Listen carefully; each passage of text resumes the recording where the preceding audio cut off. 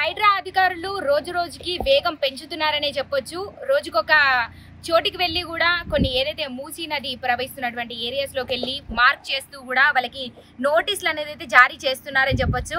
అయితే ఇక్కడ నుంచి ఇల్లు మీరు ఏదైతే ఉంటున్నారో అక్కడ నుంచి ఖాళీ చేసి వెళ్ళిపోవాలి, మేము ఇదంతా కూడా ధ్వంసం చేస్తాము, ఇవన్నీ కూడా కూలగొడతామంటూ కూడా నోటీసులు అయితే జారీ చేస్తున్నారు.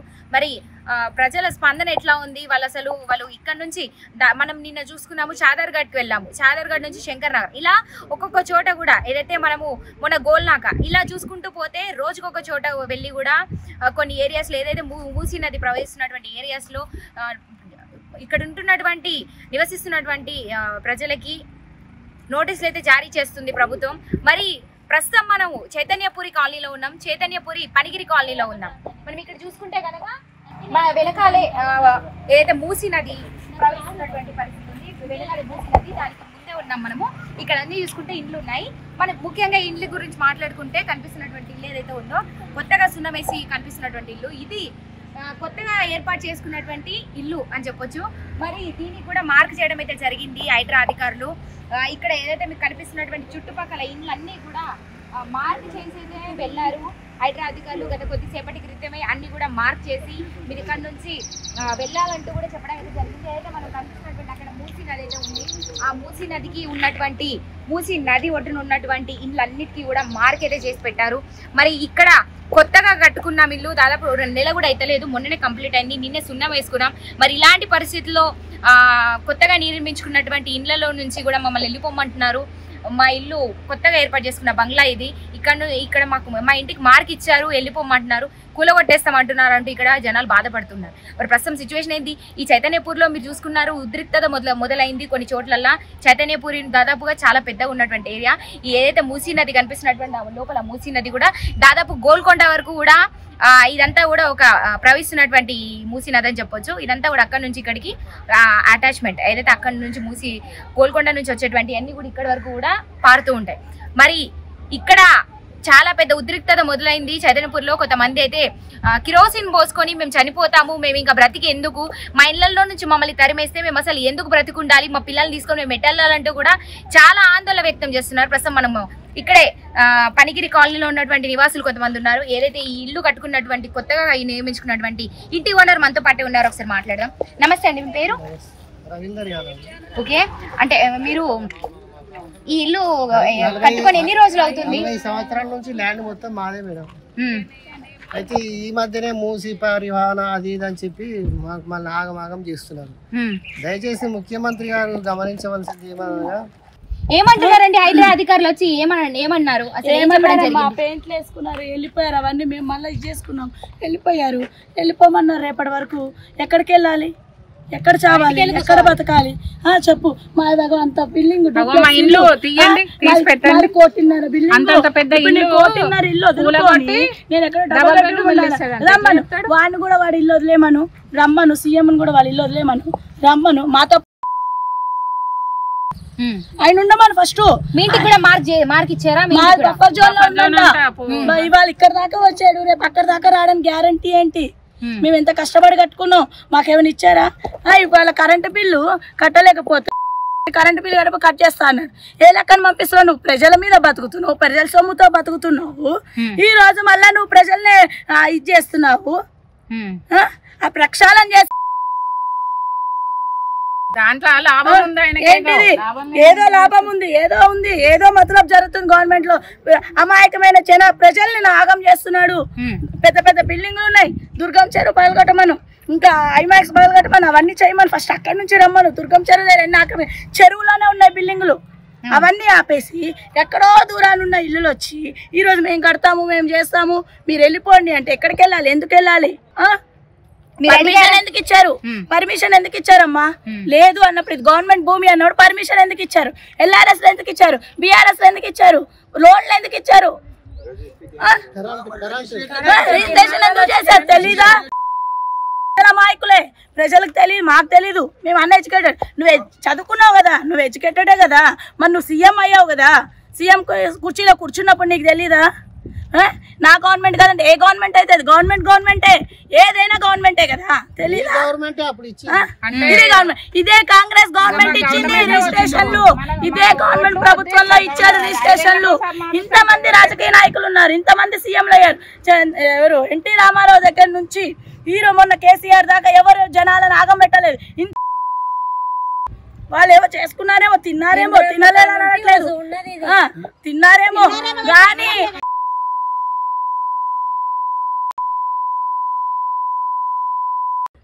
అక్కడికి రండి చూపిస్తా జనాలు ఎంతమంది. ఒక అతను కిరోసిన్ పోసుకున్నాడు, వాళ్ళ ఆవిడ గర్భవతి, నిండు నెలలు. అతను చచ్చిపోతే ఆ పిల్ల ఏంటి, ఆ పిల్ల జీవితం ఏంటి, ఆ పసిపిల్లని పెట్టుకుని ఆ పిల్ల ఎలా బతుకుతుంది ఏంటి? సామాన్యం మేము ఆక్రమించుకున్నామా? ఆక్రమించుకున్న వాళ్ళు వదిలేస్తావా నువ్వు? ఇదా ఏమిటండి, ఇది న్యాయమా?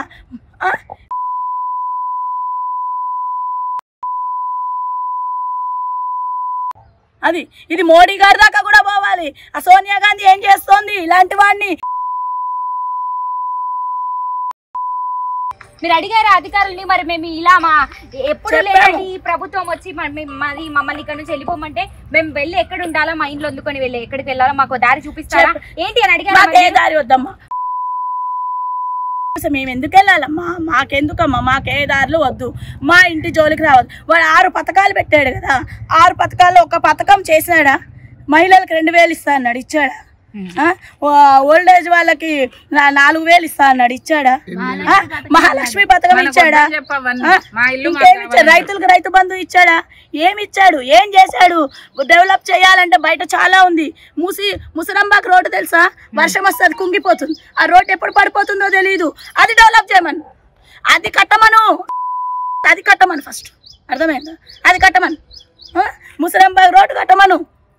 చాలా మంది ఇల్లు లేని వాళ్ళు ఉన్నారు, వాళ్ళకి ఇల్లు కల్పించమను. పనులు లేని వాళ్ళు ఉన్నారు, ఉద్యోగస్తులు చదువుకొని బీటెక్లు గీటెలు ఉద్యోగాలు లేవు, వాళ్ళకి చేయమను. ఇదా ప్రక్షాళన చేసే? నువ్వు అమాయకమైన ప్రజల మీద పడ్డావా ప్రక్షాళన అంటే? ఇది కాదు ప్రక్షాళన, కరెక్ట్ గా చేయాలి ప్రక్షాళన, అర్థమవుతుందా? ఇదంటారా అసలు? ఇది ప్రజాస్వామ్యం. మొత్తానికి ఏమన్నారు మరి? మీరు మాట్లాడారా? వాళ్ళు మాకు మాట్లాడుకునే అవకాశం ఇవ్వట్లేదు.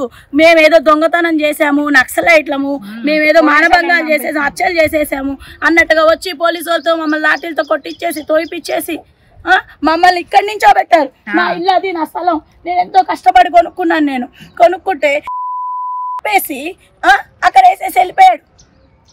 ఎంత బాధ అవుతుంది. నేను వంట పని చేసుకొని బతికేదాన్ని, కొనుక్కున్నాను నేను పొయ్యిల దగ్గర మాడి. మరి ఇయ్యద్దు, నాకు ఎందుకు ఇచ్చాడు? నాకు ఇదే రిజిస్ట్రేషన్ ఆఫీస్ లో ఉప్పల్లని తీసుకెళ్ళి 3.5 లక్షలు తీసుకొని రిజిస్ట్రేషన్ చేశాడు.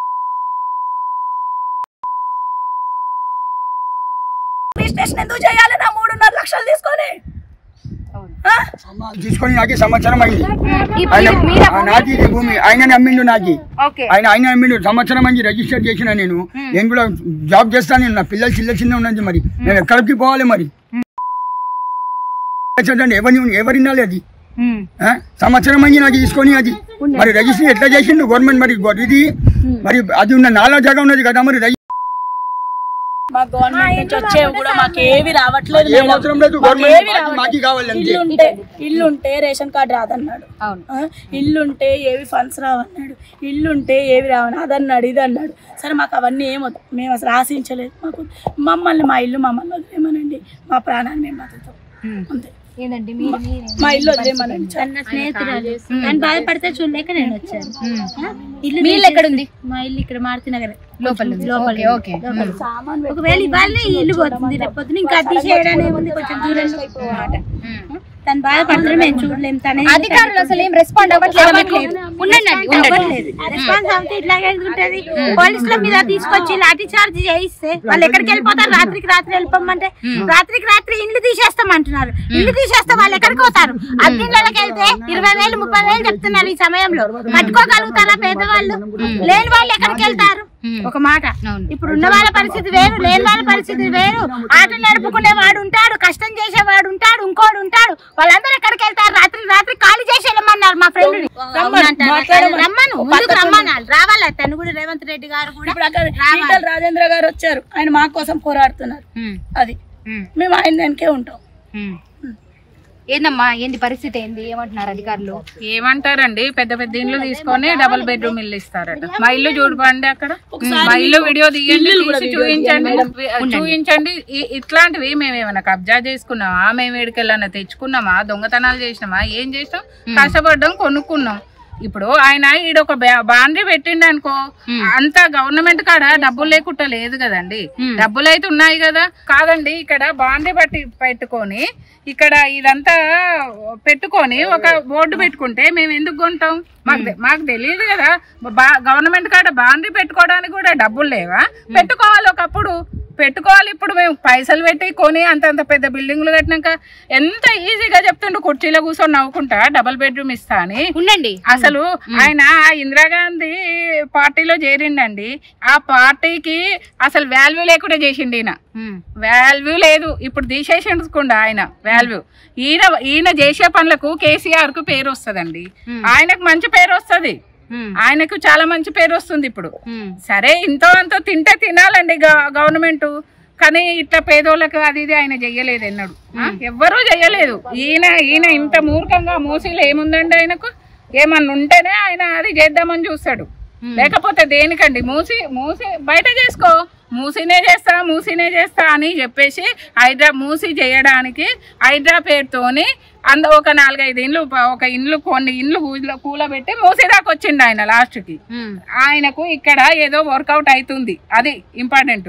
కానీ మా పేదోళ్ళ మేము పైసలు పెట్టి రిజిస్ట్రేషన్ చేసుకుంటే ఇక్కడ అంతా కాంప్లెక్స్లు కట్టుకొని అమ్ముకుంటాడంటండి. అది ఎక్కడన్నా రూల్ అని ఆయమా? మేం కట్టుకుంటే కాంప్లెక్స్లు. సరే, ఆయన రోడ్ వేసుకోవాలి అక్కడ పక్కన, మేము కాంప్లెక్స్లు కట్టుకుంటాం. మా జాగాలు అమ్ముకొని ఆయన కాంప్లెక్స్లు కట్టుకునేది ఏందండి ఇదంతా? అసలు ఆ సీఎంఏ వద్దు మాకు, అట్లాంటి సీఎం మాకు అవసరమే లేదు. ఇంత పెద్ద ఇల్లు తీసుకొని డబుల్ బెడ్రూమ్ ఇల్లు ఇస్తాను అది అంటే, మేము ఇంత కష్టపడి 1,30 లక్షలు పెట్టి ఇల్లు కట్టుకొని ఇప్పుడు డబుల్ బెడ్రూమ్ ఇస్తుంటే ఎవరైనా ఆయన ఒప్పుకుంటాడా? ఆయన ఒప్పుకోరు కదా, ఎవరైనా ఒప్పుకోను.